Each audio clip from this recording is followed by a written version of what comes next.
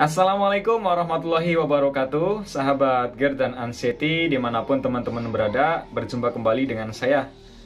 Perkenalkan, nama saya Ma'ruf ya. Saya adalah orang yang pernah terkena asam lambung, GERD, dan juga anxiety, teman-teman. Jadi saya selain terkena asam lambung, GERD, saya itu terkena dengan anxiety ya, atau kecemasan yang berlebih ya, teman-teman. Jadi mau ngapa-ngapain itu cemas ya.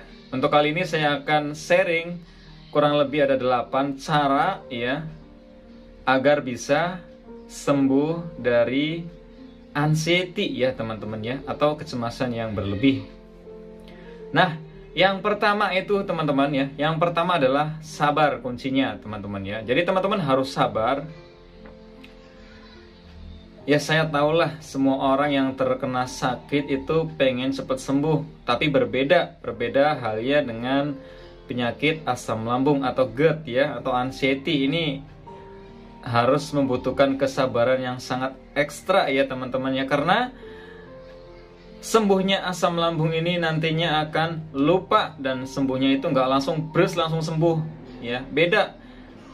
Beda seperti orang yang terkena pusing misalkan. Orang yang pusing minum obat pusing sembuh. Tapi ke orang yang terkena asam lambung tapi yang disertai dengan kecemasan itu harus membutuhkan kesabaran ya, teman-teman. Sabar, teman-teman. Butuh proses. Nggak bisa teman-teman menjaga pola makan, pola pikir, pola hidup dalam sehari, 2 hari, seminggu langsung sembuh. Itu kalau menurut saya nggak bisa ya, karena kita sakitnya lambung, tapi sensasinya itu 1000 sensasi, dan sensasinya itu bikin kita traumatik, teman-teman ya. Seperti menyimpan memori yang negatif di dalam pikiran kita ya, teman-teman ya itu. Nah, yang pertama adalah sabar, yang kedua adalah yakin, teman-teman. Jadi teman-teman harus yakin terhadap obat yang sekarang dikonsumsi, yakin pada diri kita bahwa kita itu akan sembuh seperti orang-orang lain, seperti saya ya. Teman-teman berpikir gini, Mas Ma'ruf aja bisa sembuh, insya Allah saya bisa ya, teman-teman. Banyak yang udah sembuh dari asam lambung, GERD, dan anxiety. Bedanya ada orang yang lama, ada orang yang cepat ya. Jadi ada orang yang lama, ada orang yang cepat. Silakanlah diikuti orang-orang yang bisa cepat sembuhnya. Bagaimana mereka bisa cepat sembuh ya, tentunya ya emang kesembuhan ini dari Tuhan ya, dari Tuhan yang Maha Esa. Tapi kita harus berusaha, teman-teman, harus berusaha, harus ikhtiar ya, harus istiqomah ya, teman-teman ya. Itu yang kedua adalah teman-teman harus yakin bahwa teman-teman akan sembuh, dan saya yakin teman-teman bisa, teman-teman. Saya aja bisa, teman-teman pasti bisa ya. Tuh. Nah, untuk yang ketiga adalah istiqomah, teman-teman. Istiqomah dalam apa? Dalam pengobatannya. Istiqomah dalam pengobatannya ya.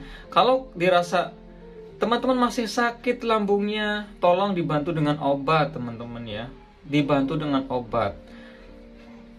Karena teman-teman butuh obat penetral asam lambung atau penekan asam lambung biar nggak memperparah lambung kita ya gitu. Karena pada saat dulu juga pada saat awal-awal itu saya terapi obatnya kurang lebih adalah 3 bulan, teman-teman. Jadi setelah 3 bulan terapi obat, saya nggak berhenti untuk menuntaskannya. Saya lanjut dengan herbal yang saya gunakan itu yang pertama adalah kunyit ya, teman-teman, temulawak, seduhan serai, jahe, dan kayu manis ya. Ada juga gula aren, ada juga madu, ada juga garam Himalaya, ada juga tepung sagu tani, ada juga tepung pati irut, itu juga banyak. Jadi sesuai apa yang saya konsumsi itu sesuai dengan keluhan saya, teman-teman ya itu ya.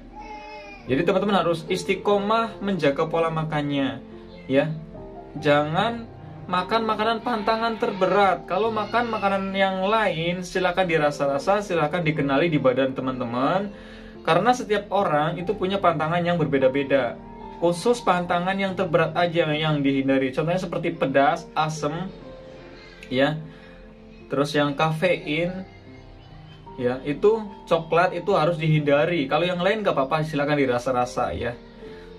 Nah, untuk sayuran ya, untuk pengalaman saya ini, untuk sayuran itu yang harus dihindari itu yang pertama adalah daun singkong ya. Itu kalau bisa jangan dulu, karena itu daun singkong itu walaupun kita udah makan, keluarnya bisa daun singkong juga. Itu artinya apa? Daun singkong itu susah dicerna itu teman-teman ya. Itu kalau yang lain kayak seperti kol, brokoli ataupun yang lainnya itu teman-teman bisa merasa-rasa karena setiap orang berbeda-beda. Tapi kalau singkong ini hampir rata-rata orang yang sehat pun kalau makan daun singkong itu keluarnya pasti daun singkong juga itu.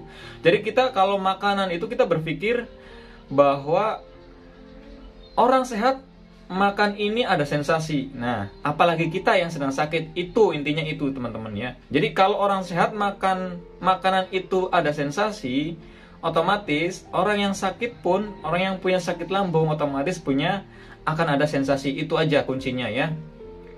Jadi istiqomah ya teman-teman ya. Nah, untuk yang keempat adalah menjaga pola makan ya. Seperti tadi yang saya sampaikan, menjaga pola makan. Jadi jangan sampai telat makan. Kalau masih parah-parah silakan konsumsi bubur dulu ya, tapi jangan terusan ya. Latih lambung teman-teman untuk mengkonsumsi nasi dan teman-temannya gitu ya. Harus dilatih, jangan bubur terus, nanti badan teman-teman akan surut ya. Jadi menjaga pola makan adalah kita harus mengatur waktu makan kita, harus tepat waktu, jangan sampai kita lapar terlalu lama ya, dan jangan sampai kenyang. Itu aja ya teman-teman ya. Dan untuk yang kelima adalah menjaga pola hidup ya. Kalau menjaga pola hidup ini, usahakan teman-teman tidurnya jangan sampai telat ya. Waktunya tidur. Bagaimana dengan orang yang susah tidur? Harus dimeremin, dipaksain merem. Walaupun teman-teman belum bisa tidur ya. Saya juga dulu kurang lebih 2 atau 3 bulan itu mengalami gangguan susah tidur teman-teman. Tapi saya paksain dan saya konsentrasi penuh, saya meremin ya.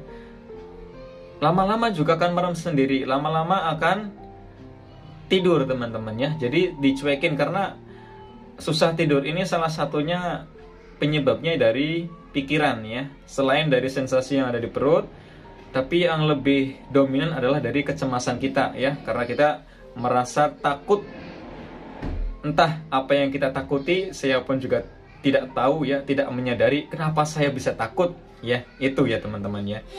Oh, untuk yang keenam adalah pola pikir. Biasanya adalah pola pikir ini yang sangat sulit ya. Tapi teman-teman bisa sedikit acuh, sedikit cuek, sedikit bodoh amat terhadap apapun, terhadap sensasi ya. Jangan bebani pikiran teman-teman dengan pikiran, kenapa ya kok saya nggak sembuh-sembuh ya? Kenapa badan saya lemes terus ya? Kenapa yang lain bisa sembuh dan kenapa saya nggak bisa sembuh? Sebenarnya itu saya sakit apa gitu ya? Jangan bebani pikiran teman-teman dengan seperti itu ya. Udah fokus teman-teman itu sekarang sakitnya adalah asam lambung. Hanya asam lambung yang berlebih. Asam lambung yang berlebih menimbulkan sensasi yang sangat banyak. Jadi jangan berpikiran, saya penyakit jantung, saya penyakit paru-paru, saya penyakit batu empedu, saya penyakit kanker dan lain-lain gitu ya. Saya takut pingsan. Udah, kita belajar melupakan sensasi teman-teman. Jangan mengaitkan sensasi apapun. Misalkan kesemutan dikit, ini asam lambung nih. Jangan, udah biasa aja. Kalau kesemutan sedikit ya udah, berarti kita kurang gerak gitu aja, aliran darah kita kurang lancar gitu aja ya teman-teman. Berpikirnya seperti itu. Jadi jangan selalu berpikir, ini asam lambung, ini asam lambung. Jangan, udah, karena nantinya sakit kita ini, sakit GERD dan anxiety atau kecemasan yang berlebih itu nantinya akan hilang, akan sembuh ketika kita lupa, berangsur sedikit-sedikit ya. Kita nggak tahu tiba-tiba kita sehat aja pada saat itu. Karena saya juga dulu seperti itu ya. Hari demi hari saya sempoyongan, kelingal, matanya buram, tapi saya tetap melakukan aktivitas kerja, saya tetap kerja ya. Karena banyak sekali yang sampai putus kerja, teman-teman. Banyak sekali yang sampai putus sekolah, kuliah. Banyak sekali yang sampai rumah tangganya hancur. Ya. Jangan sampai seperti itu. Udah, kita lakukan aktivitas yang ringan-ringan. Agar apa? Agar kita bisa melupakan sensasi, teman-teman ya. Itu. Nah, yang ketujuh adalah berdoa. Nggak kalah pentingnya berdoa itu mempunyai sugesti yang sangat bagus, teman-teman ya. Berdoa atau minta didoakan atau tawasul ya. berdoa teman-teman, berdoa kepada Tuhan ya. Kalau Tuhannya orang Islam ya kepada Allah Subhanahu wa taala, perbanyaklah berdoa ya, dan minta doa teman-teman. Minta doa dari siapa? Dari orang yang lebih tinggi ilmunya. Minta doa kepada siapa? Kepada orang tua. Minta doa kepada siapa? Kepada kerabat. Minta doa kepada siapa? Kepada kiai ataupun yang lainnya ya teman-teman ya. Jadi teman-teman harus berdoa terus, berdoa untuk kesembuhan teman-teman, karena yang namanya ikhtiar itu bukan hanya usaha ya. Yang namanya ikhtiar itu adalah usaha doa ya. Itu namanya ikhtiar, harus seimbang usaha dan doa teman-teman. Kalau hanya berdoa saja itu namanya malas. Kalau hanya usaha saja itu namanya sombong ya. Jadi kita nggak boleh sombong, kita harus tetap berdoa. Nah, itu teman-teman. Untuk yang terakhir, yang ke-8 adalah jangan lupa sedekah ya. Salah satu manfaat sedekah ya, keajaiban sedekah adalah menyembuhkan penyakit yang ada di dalam tubuh, penyakit hati, penyakit pikiran, dan penyakit fisik yang lainnya teman-teman. Jadi sedekah teman-teman. Sedekahnya nggak usah yang banyak-banyak lah. Semampu kita sedekah ya. Semampu kita. Kalau bisa setiap hari ya setiap hari, kalau nggak bisa ya setiap seminggu sekali, kalau nggak bisa seminggu sekali ya sebulan sekali, tapi jangan sampai melupakan sedekah. Silakan teman-teman praktekkan di rumah ya. Silakan tunggu keajaiban sedekah ya teman-teman. Atau teman-teman bisa searching atau nanya kepada orang yang lebih pintar ya, manfaat sedekah itu apa, agar teman-teman bisa semangat dalam bersedekah ya. Silakan itu dilakukan di rumah, insya Allah teman-teman bisa sembuh. Saya pun bisa, teman-teman juga pasti bisa teman-teman ya. Jadi jangan lupa sedekah ya. Mungkin itu saja video singkat ini saya buat.